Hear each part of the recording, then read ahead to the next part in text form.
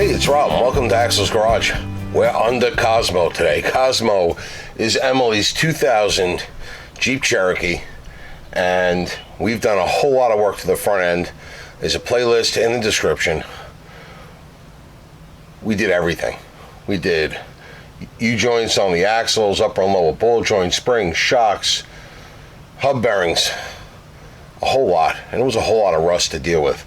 But now that we got the front end mostly buttoned up, I got like an hour to kill after work today, and it's nice out, sun's out. So I figured I'd get underneath, being it's dry, and just drop the fluids out of it. So we are at least going to drain our front diff fluid. It's a Dana 30, and we're going to drain our Earl or oil, depending on where you're from. And we're going to get this out and drained and maybe get it buttoned up tonight. If not, we'll try to get it buttoned up tomorrow night, where I will have a little more time, and the forecast is supposed to be dry. But we're trying to get this thing done. We got a couple other things. She's going away to school in a few months, and we want to get everything buttoned up for her so that she'll have a, hopefully knock wood, a peaceful year at school and not have to worry about too much. So I brought out my drain pan and a little variety of tools, nothing crazy, and we're going to get this front diff cover off. Just want to see if we can figure out what size these are here, and they could be 13 millimeter, but a ½ inch fits on it. I brought out metric and standard, but we'll go with that. And what else do we have here? We also have a drain plug that looks like it takes 3/8 socket end. Now normally you would always make sure, not a drain, a fill plug, you would always make sure that your fill plug was loose, and this one came out pretty easy, and reason being is you want to make sure you could refill it after you drain it.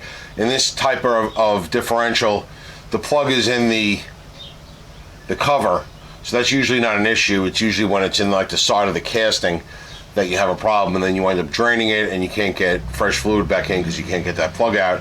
In this situation, even if we couldn't get the plug out, we're still taking this off because the car's up in the air out of service right now, so it's not like we need to get it back on the road for a daily transportation vehicle. So now that we got that loose and we know that'll come off, we are going to take our ½ inch socket, and I'm going to do it on an impact, and I'm going to take the top. Wow, and it's not even moving.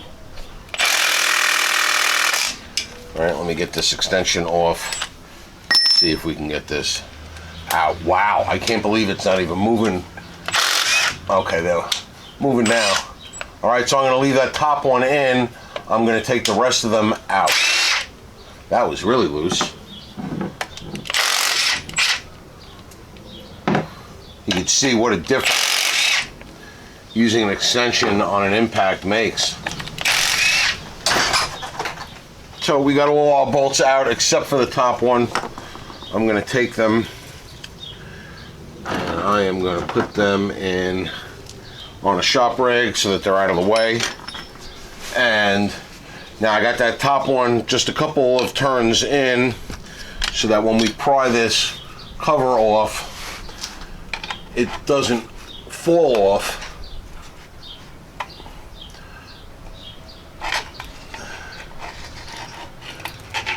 Seems like it's siliconed on. I don't know if there's a gasket in it or not,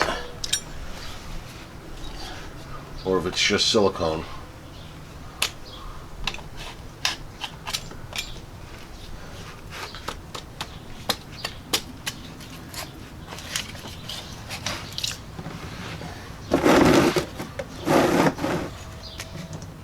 Alright, and that oil actually, although it's a little dirty, you can see it's still got that multi color to it, which is excellent.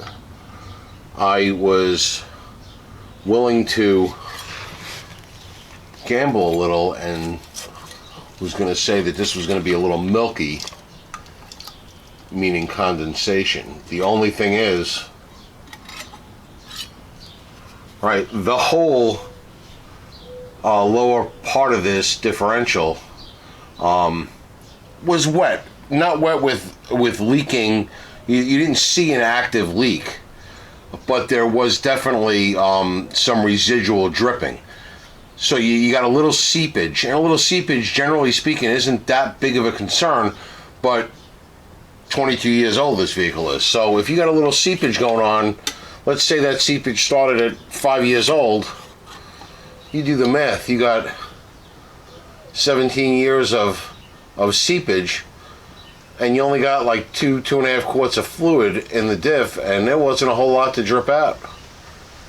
So I'm glad we did this, because we were definitely low on fluid. That's for sure. That didn't look much more than a quart tops that might have been in there. Alright, so now that we got most of the fluid out, we're not worried about getting splashed with fluid or anything. I could grab that top bolt, turn it out the rest of the way by hand, and take the cover completely off.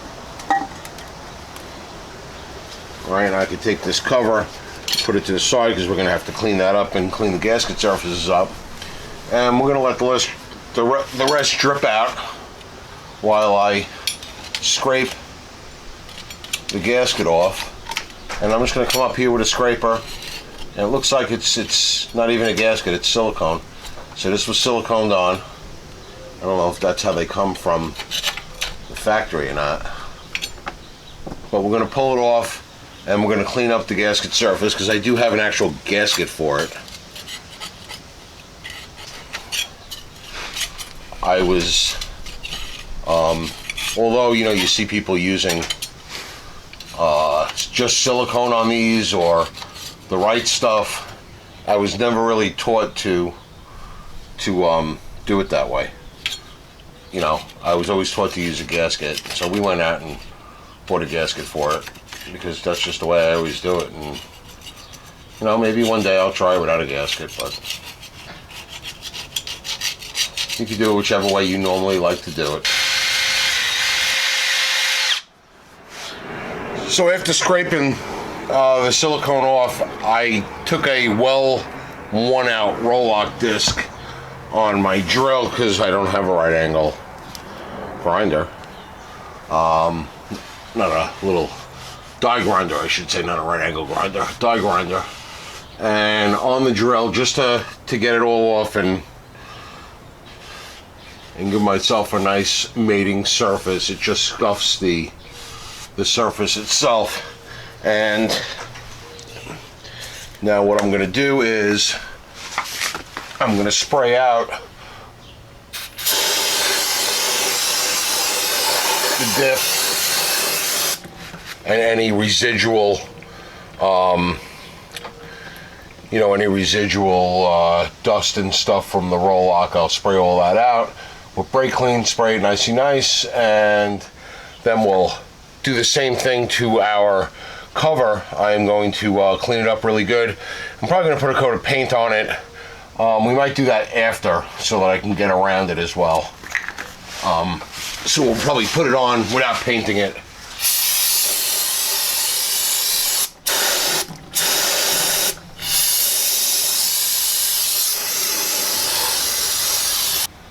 Okay, and once we got it all cleaned out, I'm going to stick a rag up in the bottom where there's any residual brake clean, because we don't want that in there, and then I'll let the brake clean evaporate out before we start to do anything to it. So I'll use that time for it all to evaporate out while I clean up the cover.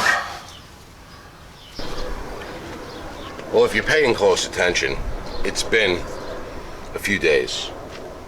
I think 4 or 5 to be exact. While we were under draining the fluid and chipping all the silicone off, we got called away. I have a 94-year-old mother. You've seen her on some videos if you've been watching for a while, and she wound up in the hospital, doing much better. No, 94, much better isn't great, but it's better. She's okay for now, and so we had to step away from our project. So everything is dry and leaked out and evaporated out of that front diff. In the meantime, I was able to clean up my bolts. I was able to clean up the diff cover. I did give it a spray one of the nights this week because there was just nothing going on. I said, I might as well just give it a coat of paint. And then I just came out here and I gave it a schmear. A schmear, very, very, very. A schmear is a New York term. Schmear. That's a real thin coat of just some black RTV silicone. And then what I'm going to do is I'm going to give, this is the gasket I'm using, nothing fancy, I'll link it down below. And I know there's guys that use like the right stuff or just silicone. I've never done that. I was always taught to use a gasket, so I always use a gasket. I've never done it. One of these days I'm going to do it because I'm not going to have a gasket and I'm going to need to seal it up and just use silicone or the right stuff or something like that. Never done it, so I do it this way. And then I'm going to put another thin schmear, and all I just do is take a little bit, put it on my finger, and give it a wipe. And it's just a thin coating. And you've seen me do it before if you watch sometimes on like a water pump gasket or something like that on one of the Chevys. You know, like one of the old Chevys, like an old small block Chevy. They use a lot of paper gaskets for things, and I just give it a thin schmear, whether it's black or blue or just whatever I have open, really. It's always worked for me. Never had a problem with it. Years ago, I used that Indian head gasket resin, whatever it's called. Old timers will know that stuff. I don't think you could even, I don't even know if you could buy the Indian head anymore, but I used to use that. So again, I just gave it a quick, while I was talking to you here, let me show you on the camera. So I gave the gasket a quick schmear, nothing heavy. And I just used a piece of scrap cardboard to make it easier. So now this gasket can sit right on the diff cover.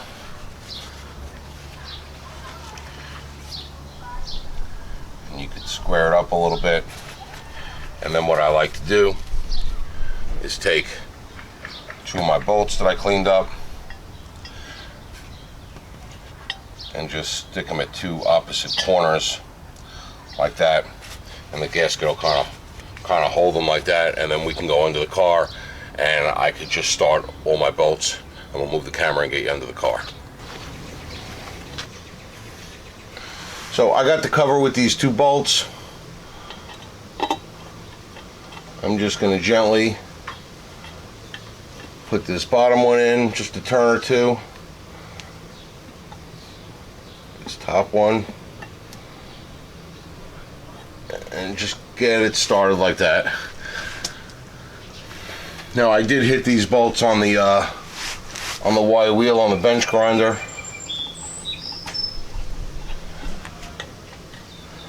Just to clean them up, make them easier to install, and to get all the grease and rust off of them so that I could throw a little coat of paint when I'm done on everything. It'll make it look nice, but more just to protect everything.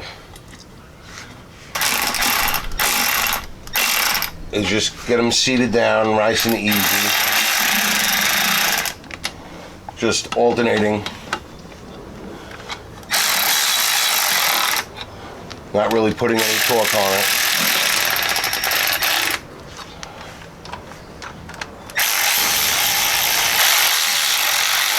Now I'm sure there is a torque spec for this. Couldn't tell you what it was. If I had to guess, it's probably somewhere around 30 pounds. So now I got them all seated. So now what I'll do is I'll just start again like I did before. And I'm just gonna let the regular cordless air ratchet here bottom out.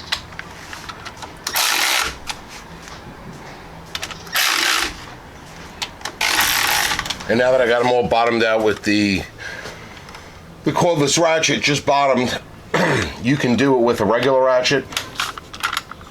If you want, you could do it with a torque wrench. A lot of times, I'll do it like this and just give it a little feel to see where I'm at.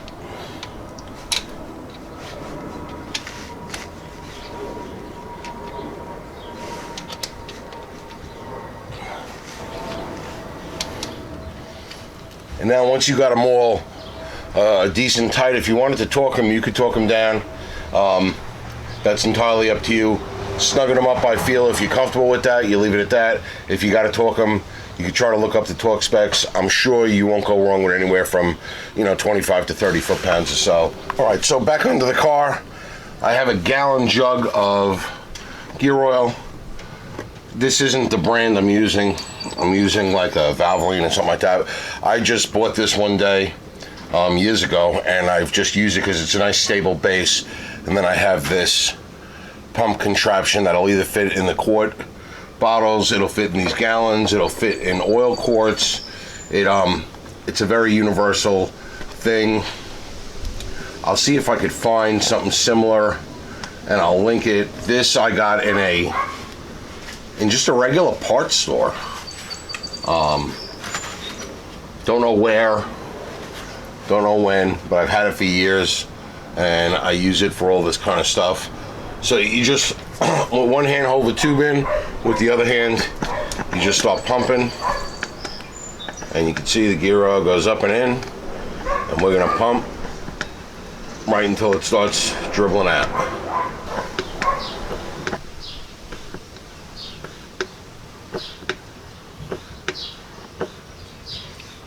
All right, and you can see, there I am with a little spillage, so we know we're full. And I just take a little paper towel and dam it up so we don't make a mess. I got my plug that I cleaned up, and I put a little Teflon tape on. Not 100% necessary to put any Teflon tape on it at all. It's just what I do. If you don't do that, you don't need to do that. It just happens to be what I do. So I got my major spillage cleaned off. I'm gonna wipe it. I'll take my 3/8 extension.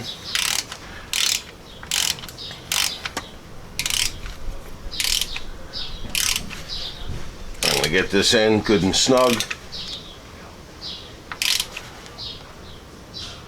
It's a pipe plug, so snugging it up is what seals it. Teflon tape is just for a little added insurance. I'll take my rag now. I'll move my gear oil to the side. Take my rag, clean it up. Any of my overspill, I'll probably take a little spritz of Windex, not brake clean, because I'm going to throw some paint on it. So I'll probably take a little spritz of Windex, clean up any of my residual oil, just to make sure it's clean, and then I'll give everything a last coating of paint that we put all over everything. You can see everything's painted because we did paint everything as we disassembled and cleaned it up and then started putting it back together. So I'll do my last shot of paint over this, and that'll be protected hopefully from rust for the near future. Then I can get to what do I got to do here? Oh, I got to change. While I'm under, I'm going to change the oil, and we're almost done. And then in the next video, we'll reassemble the rest of the front end components. We'll give it a lube, get the tires on, and it looks like this part of the project is done. Got a couple other items after this project, and Emily will be happy that she'll be driving Cosmo once again. As always, comments, suggestions, criticisms down in the box below, and thanks for watching.